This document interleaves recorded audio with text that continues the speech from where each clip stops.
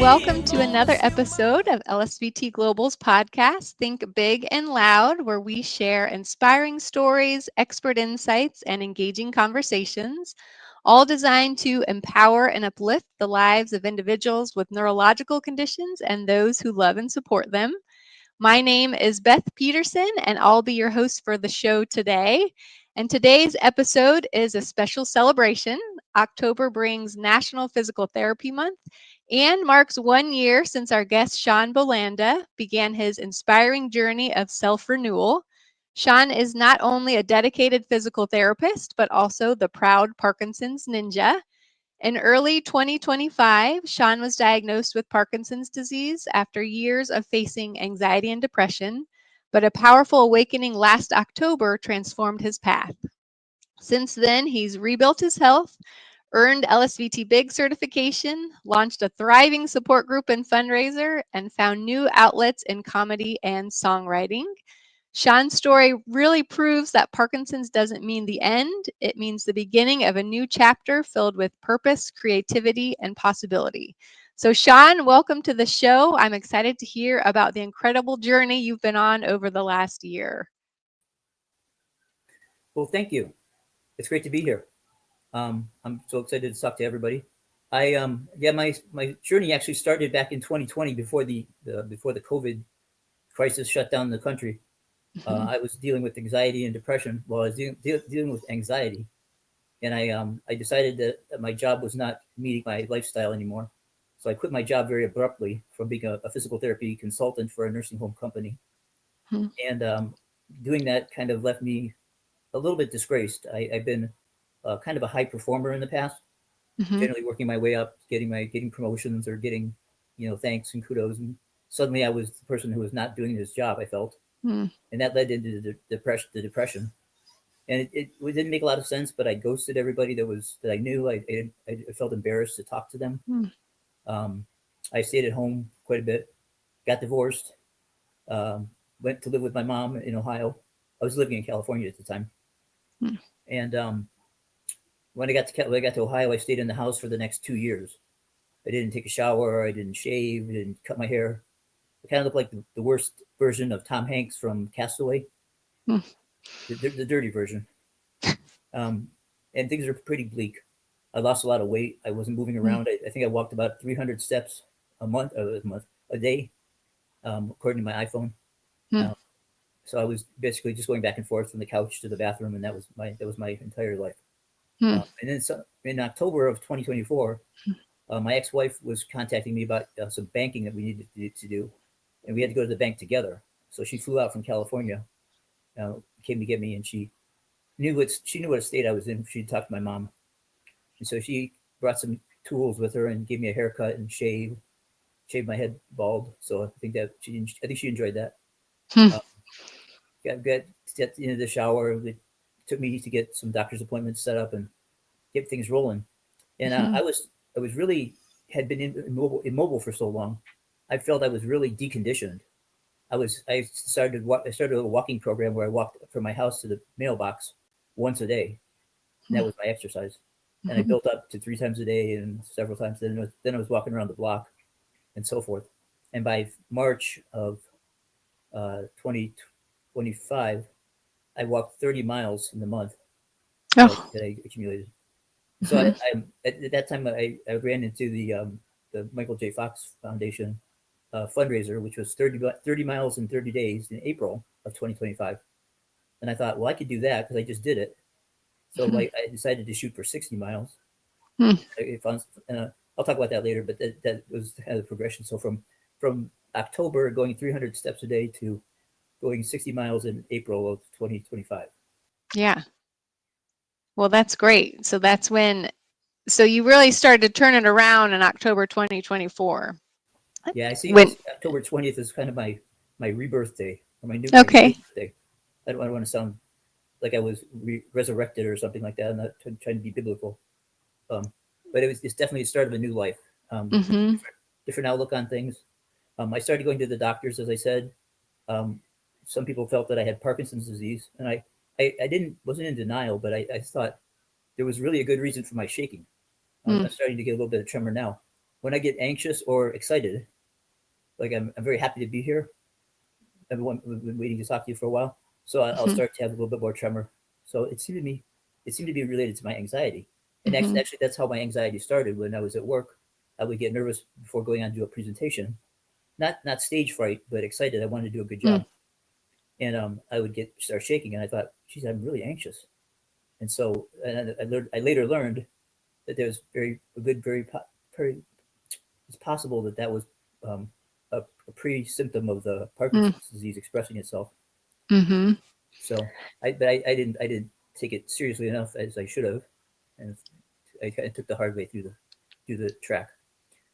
Well, the other symptoms that I had, I was kind of hunched over and walking around with the Mm. typical Parkinson's kind of gait, um, and I attributed that to being deconditioned and not when you don't shave and shower and don't wash your hair, you don't really look up at the mirror when you go in the bathroom. Mm. You kind of avoid yourself. So I really seriously didn't think I had Parkinson's disease. And then I went to I had a televisit with a neurologist who said maybe, but she wasn't sure. Mm. That was in December, and I had to wait until the middle of January to get an appointment with a movement disorder specialist. Mm. Um, so in that in between time, I was reading everything I could online, watching every podcast, every TED talk, and Mm. before I got to the office with the movement disorder specialist, I was fully convinced that I had Parkinson's. Mm. So I wasn't really surprised when he told me. Okay. Well, and then as a physical therapist, how did your professional background influence the way you processed your Parkinson's diagnosis? Well, I was looking at it from a very analytical point of view. Kind of, Mhm. if this was my patient, I am my patient. I got the best therapist and the worst patient. Um, so, what would I do for this person? How would I help them? And what are the problems that I'm having? For example, before I even discovered LSVT, I hadn't heard of it, to be honest, until I went to the movement disorder specialist. He mentioned LSVT for the first time. Mhm. So I was noticing that I was having trouble putting my jacket on. It was wintertime, and I didn't have enough oomph to get my arm into the sleeve. Mm. I found myself inching along with my fingers the way I used to see my patients do, and I thought, now why am I not putting more thrust into it, getting a little bit Mm. bigger movement? And so I kind of figured out that that was something that I had to work on. And the same thing with walking. I could I could take a step through with my foot, but I tended to shuffle, and I was wearing flip flop shoes in the house, like slippers. And Mhm. so I changed those out for some tennis shoes. Like I would tell my patient wear some good solid base. Mm. And so I got started, and then I needed to renew my license from California, my PT license, and it was out of I had been out of touch with them for a couple of years, and I had one more year to finish it up before it goes into some type of inactive state Mm. where you can't renew it without taking the exam again. So I started working on that, and I had to do my continuing education. I thought, well, I just read all this information about Parkinson's. Let me see what continuing education I could find regarding Parkinson's, Mhm. and I can now already kind of have an idea of what they're going to tell me. It made that a lot easier. And so I renewed my license. And when I was doing that, I found the links for LSVT BIG, and decided I was going to get certified in LSVT BIG as well. Yeah. Well, and so how has being certified in LSVT BIG changed, I guess, kind of your perspective or played a role in your own rehabilitation? And how can you see it also benefiting others with Parkinson's? Well, I can speak from firsthand experience. It definitely works. I was the patient and the therapist in the examples that I was doing, so I get to follow along and get the therapy aspect out of it, and then also get the learning of how to pass that knowledge on to somebody else. Mhm. So I could definitely tell somebody if you're having trouble with certain things, if you're having trouble standing up, getting yourself going forward, if you're having trouble with sidestepping, turning, these are activities that can be improved very quickly with the LSVT Big program. Mhm. Well, that's great. Well, and then I know you call yourself the proud Parkinson's ninja. So what does being a ninja mean to you and how does it shape the way that you live with Parkinson's? Well, I think the best way to tell it is kind of explain how I got that name. Um, Mhm. I've actually been a martial artist for about 25 to 30 years, and I was a trainer. I was um, an instructor for several years, and I reached my master level just before I kind of moved out of California. So, Okay. um, so I was thinking of something in martial arts. I wanted to say something like the Parkinson's warrior, but there was a lot of people that seemed to have that kind of name. So I wanted something to represent the fact that I was using my mind and as well as my body Mm. to outsmart this Parkinson's disease. And I thought about it. One of the things that I did, I'm 5'7" and about 135 pounds. I used to do a demonstration when we would go out and see other schools where I break bricks with my hands, a stack of 10 bricks. Wow. And other schools would do the same things, but they usually had a guy that was about 280 pounds, and a big monster. He would come out and break these bricks, and here comes the littlest guy in the crew, and they watched me go through a stack of bricks, and they didn't want me to perform when they were performing because they felt it made it look bad. Yeah. So I thought, eh, how do you break bricks with your hands? Well, the secret is it's all in your mind. Hmm. You have to take control of your body with your mind, and you can do it. It's something that can be done. You perceive it as something that's not possible. But Mhm. if you think it's not possible, your brain will make it come true. That it's not possible. Mhm. You'll hit those brakes and you'll stop, and the power will be transmitted back into your hand, and your hand will hurt. If you tell yourself you can break it and you strike all the way through those bricks, probably you will break them, most likely. You'll still have some soreness in your hand, but it won't feel as bad when you see that stack of bricks laying there and the crowd starts going wild.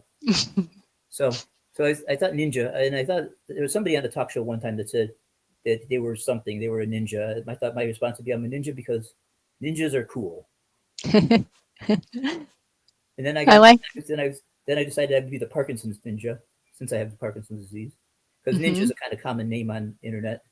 Mhm. And then I was writing a statement one time on somebody's post, and I said, I am a proud Parkinson's ninja, Hmm.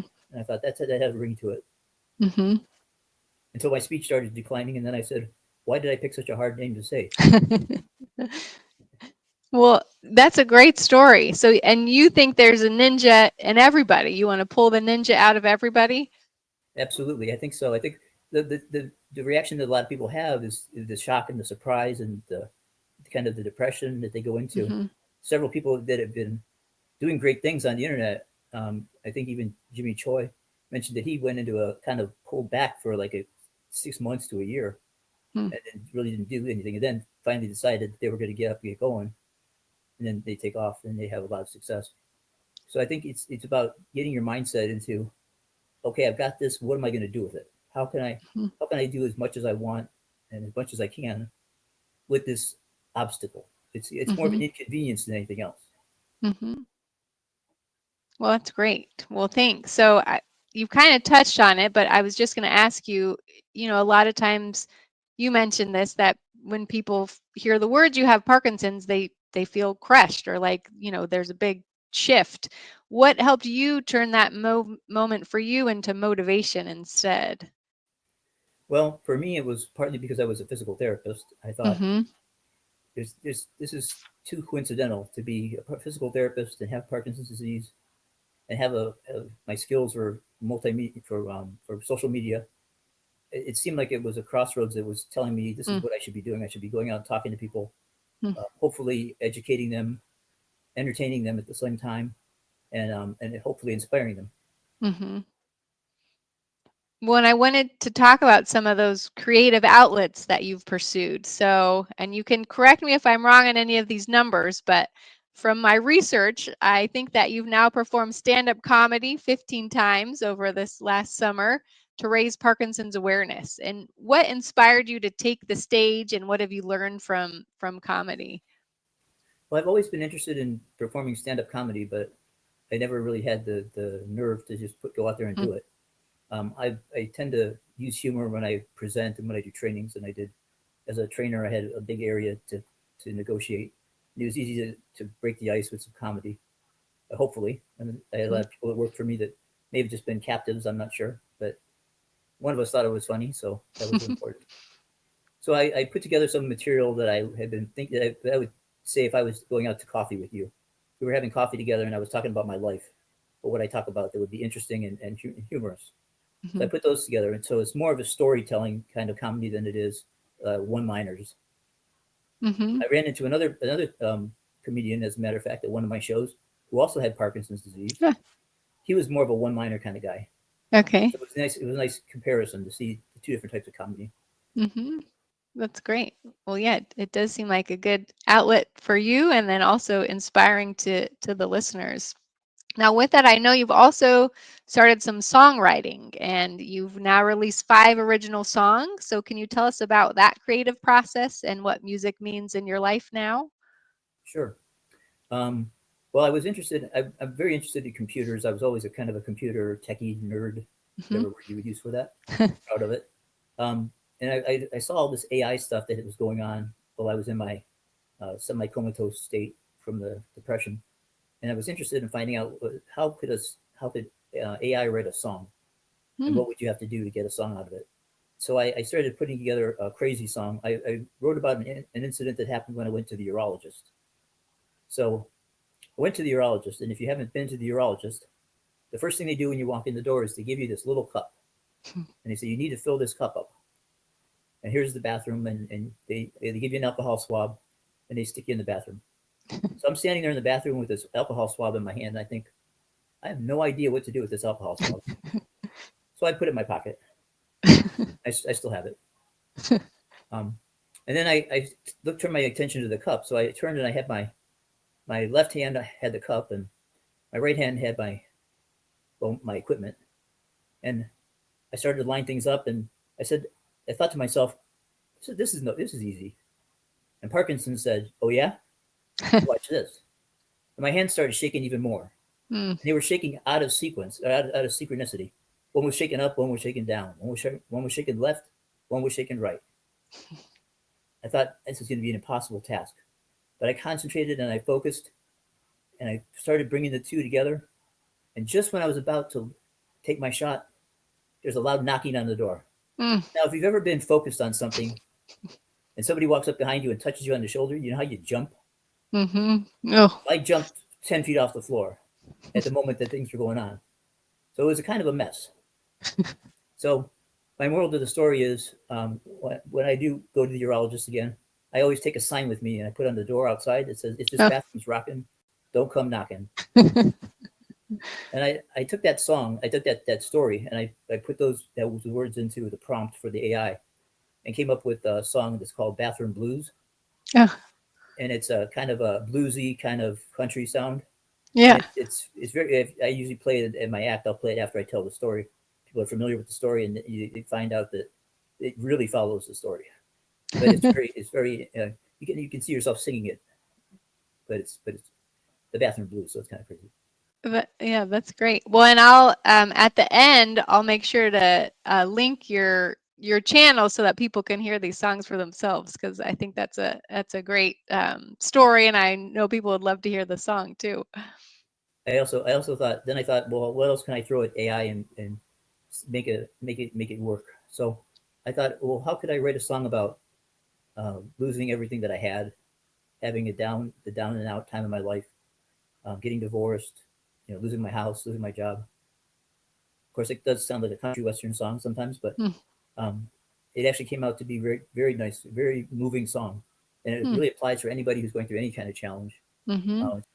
It's called carrying on. Okay. It's available on all the streaming platforms and YouTube as well. YouTube Music. Okay. Well, great. Then yeah, we'll make sure that people know that carrying on song. It sounds yeah like it could inspire beyond Parkinson's anyone going through a tough time.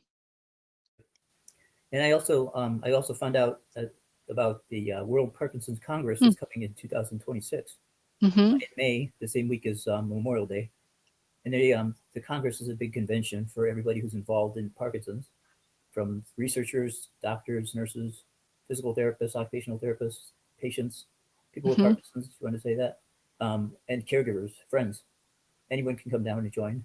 Um, there's a WPC2026.org is their link, and then they had the songwriting contest and a short film contest. Hmm. So there was another song that I wrote that really and I think it will help inspire some people. It's called "Shuffling Through Life," Mm-hmm. and that's a song about having Parkinson's, but it's about having Parkinson's and being on the run, still Hmm. being busy, still being keeping myself doing things, and hopefully helping other people. Mm-hmm. Um, So I, that I, I wrote 3 songs that came out. There's an album with 3 songs that's called the World Parkinson's Congress, and I created a video with the Shuffling Through Life, I had already put it together and had it sitting in the shelf. What it was really, it was me learning how to use the movie editing software on my phone. Hmm. I made little films here, little films there. Did little. They have little add-ins that you can use. So I used those and put little things together, and I stitched it all together and made a Wow. story out of it. So it came out. It came out pretty nice. So I'm hoping maybe you'll see it in the showcase at the World Parkinson Congress next year. Mhm. So the song you entered is the Shuffling Through Life. Sorry, is that the right title? Is that the one you entered? Yeah, actually, you actually enter three. So I entered three. Um, Okay. there's the three of them. There's one of them is called "The Red String Takes Us Higher," and then that's because the conference theme is the red thread of fate, which is an old East Asian legend that says Mm, each one of us is bound by an invisible red thread to mm, every person in our life that we're bound to meet, that we're destined mm. to meet. Wow. You're gonna meet that person. The thread can get knotted and it can get tangled up, but it can't be broken no matter what. So Mm. you're gonna meet those people, those important people. So that's the theme of the conference, and unity and togetherness, fighting, standing against Parkinson's together. So I wrote Mhm. that song, and then I had one that was kind of a punk version. I thought since the winner has of the songwriting contest is graced with the wonderful choir that the World Parkinson's Congress supports, they will sing the winning song on stage at the Wow. opening ceremonies. So I thought, well, I'd really like to hear them sing this punk version of. So I had that one as well. Wow.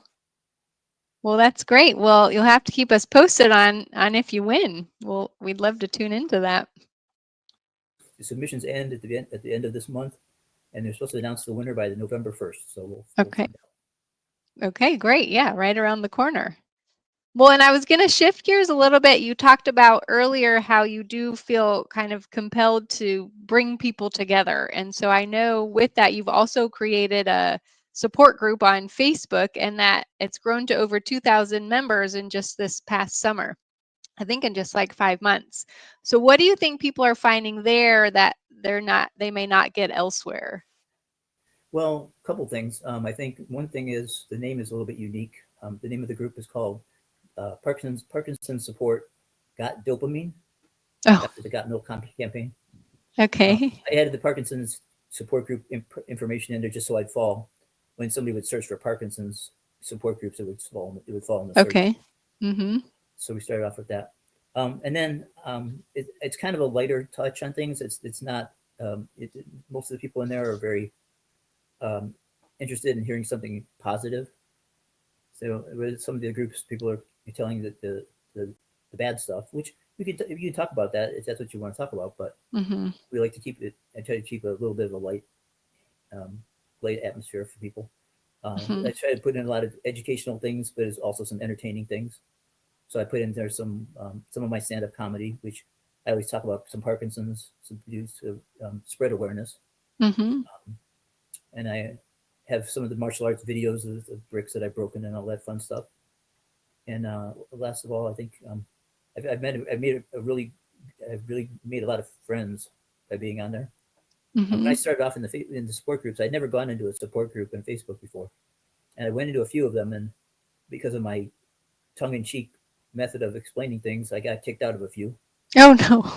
and banned for life. So Oh, I said, all right, well, if they're going to be that way, I'm going to start my own support group. okay. And I did that with like 20 people for about a month. And then I started working on trying to promote it. And people don't like you to come in their group and promote your own group. So that's a challenge. But I did it in some subtle ways. Um, and so pretty soon things started going. And then all of a sudden in July, end of June, beginning of July, the floodgate opened. And Hmm. now as of this weekend, we're at 2,200 members. Wow. Okay. Well, so it sounds like something that differentiates your group is that it is a little more lighthearted. And so you've mentioned there's groups for more serious topics, and yours may touch on those, but in a more lighthearted way. And so that might be kind of the draw for yours. Definitely. Yeah. Well, great. Well, I'm sure people appreciate having you lead that group and, have that angle to discuss Parkinson's too. Well, and I wanted to, oh, sorry. I've I also done think I, some other things. I was perusing one of the groups and I found a story It was written by a lady, well, who had been married to her husband for 53 years. Hmm. And she wrote this big long post and talked about a lot of details about things that he did, the way he smiles at her and the way he gets tea and stays up when she can't sleep. Hmm. And it sounded like a wonderful story. So I wrote that into a song and posted that for her. Oh, wow. A friend of mine was having a hard time with depression. He's got Parkinson's. He's a martial artist as well that I met online. So I wrote up a song. I read some of his posts about losing his voice and how he felt about that, and I posted. I used his words, and then I massaged that into a song. Silent but deadly. He's going to Hmm. release that one at the end of this month as well. I gave him Wow. credit for that since he wrote the posts. I just kind of taught the computer what to do. Wow. So I think some of that things, some of those things, and Hmm. then by hopefully by showing off to people that, I tell them I've performed comedy over almost 20 times this summer, and I haven't even fallen off the stage more than twice. No. Eddie Van Halen used to fall off the stage, and it was cool. But There. you fall off the stage once, and people get all judgy. They're stop bleeding. Well, that's great. Yeah, I'm sure you're connecting people. It sounds like, yeah, those personalized songs, you're really connecting with people and helping them get their voices heard too. So that's a really neat avenue that you're doing. Well, and as you look back on this kind of this year of self-renewal for that journey, what stands out as your proudest achievement? Wow. Well, I think probably my proudest achievement is the fundraiser that I did for the Michael J. Fox Foundation, Hmm. because I was able to raise more money than I thought. I tried to raise $400. I ended up raising almost $2,500, Wow. and I got some kind of a mention. I was the second highest, or no, I was the highest um, contributor the to the survey, which I can't believe. So I don't know if it was a local thing or a regional thing. I was the highest one in my on my street. I'm not sure, Yeah. but somehow it was number one. And I Wow. got that support from friends of mine, my family, my church, and our church was in the process of merging with another church. So I pulled a lot of people together in that, and that's why I'm proud of it. That Mhm. for the money, just because I was able to go out and interface with that many people Mhm. and spread awareness about Parkinson's. People know if they've heard of Parkinson's, but they don't really know much about it. Mhm. So you're doing it with Yeah. some even a little bit of sugar with the medicine. Well, and it sounds like you really have a gift for connecting with people and bringing people together, whether it's through your music or comedy, the support group, or also the fundraiser. I didn't realize that's how you were able to raise those funds, but just you have a nice gift, and I feel like you're using it well to really spread that awareness, help your community, and I'm so glad to hear that it's been going so well over the past year. It's been In fantastic. Yeah. And what do you think what's next for you? So I know you have a lot of different channels to pursue and maybe you'll continue on all of them, but what's next, whether it's physical therapy or comedy, music, advocacy, or your own personal growth. Well, I'm kind of leading towards the direction of advocacy and entertainment. Hmm. Actually, I decided the three things I wanted to do was I wanted to educate people, I wanted to entertain people, and hopefully inspire them. Mhm. So I worked with AI, um, Microsoft Copilot, and I worked that through the Microsoft Copilot and came up with um, Learn Big, Laugh Loud, and Hmm. Fight Parkinson's, Nice. which coincidentally goes along with the LSVT I Big was and gonna Loud. say, yeah. I saw that come out, and I said that's got to be it. So so Well, my next step is I'm working on a video right now to send in for America's Got Talent, wow. because there's not a bigger platform than that to get the word Yeah. out to something. Even if I don't make it first, maybe I'll make an honorable mention or something Mhm. for stand up comedy. I think people are a little bit disarmed when they see me shuffle out and I can't hold my head up very long, and then they realize that I'm telling jokes just like they would tell jokes. Mhm. So it's a nice Yeah. surprise. Mhm. I'm also hoping that maybe I've been trying to get in touch with the people at the World Parkinson Congress to see if maybe I'd be there. They have a performers lounge one night there, So Hmm. I offered my services and offered to send an audition tape, but their people have not called my people yet. Well, hopefully soon. Well, I mean, it's really incredible to hear where you came from and where you are now. Where you said you didn't even want to get off the couch and now you're seeking to get on the world's largest stage. I mean, that's such an inspirational journey in such a short amount of time. So I thank you for sharing that story and providing that inspiration to, I mean, people in your network and now listeners who might be listening to this podcast. It's really, I mean, it is inspiring and amazing to hear how far you've come and how excited you are and, what's next and all these great plans. And so thank you for sharing that. Thank you so much. Um, yeah, and I wanted to ask, what advice would you give to others living with Parkinson's or to their loved ones? What kind of advice would you give them about finding that hope and purpose and strength? Because we can tell that you have found it. So how would you kind of direct or advise other people about that? Well, I would definitely say that everybody's situation is different. Some people are not as mobile as I am. I'm lucky that I am. Some people have said they can't even get up off their bed or they can't even walk. They need to use a wheelchair. Everybody's going to have some difficulties in different times, but there's always something you can do that's more. The best way to find out more is to go on the internet and use any resources you can find on the internet. Use the AI if you're comfortable with that, or just Google search. Look for Facebook support groups. They'll give you more information. They'll tell you some pointers, some things that they've done, and take advantage of therapy. Your doctor may not always recommend therapy right away. They might recommend medication first, but they may just think that you're going to bring it up when you need it. But I think most people know about physical therapy. Some people don't know about occupational therapy, and speech language pathology or speech therapy are Hmm. not as widely known by most people, unless they've had a loved one who's been involved with it.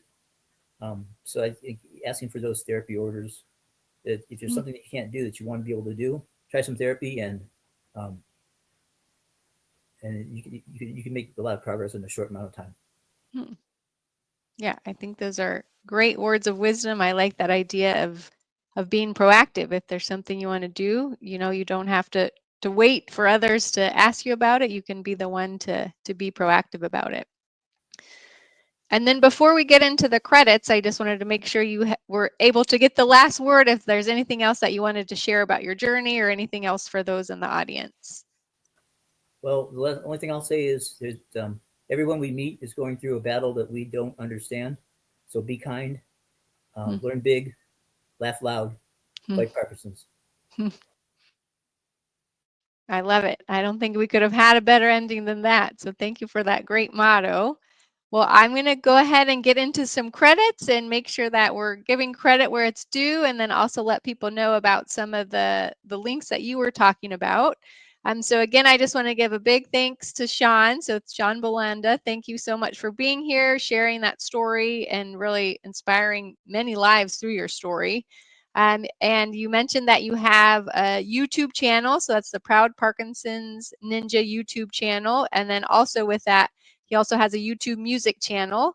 So in the show notes, I'm going to make sure I have the correct link for those so that people can check out his work, both the comedy and the music. And then you mentioned your support group on Facebook, so that got dopamine page. So I'll make sure I get a link for that in the show notes. And then also Sean has an iTunes artist page for his music. So we'll get that in the show notes as well.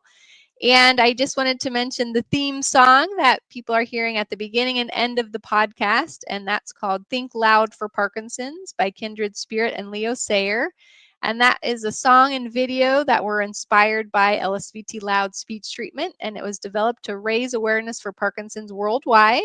It's available for download and streaming on all major music platforms, and proceeds benefit the UK charity Cure Parkinson's. And I'll put a link to that video in the show notes also. I want to make sure that we thank our production team. So, CS Design Studios, thanks for making the podcast possible and keeping the wheels turning. And if you're interested in learning more about LSVT BIG, physical or occupational therapy, or LSVT Loud speech therapy, or to locate therapists in your area, you can visit our website. It's lsvtglobal.com, and I'll also link that in the show notes. And then I'd encourage you to click subscribe wherever you get your podcast so that you never miss an episode. And we look forward to thinking big and loud with you again next time. So thank Yeah, you. yeah,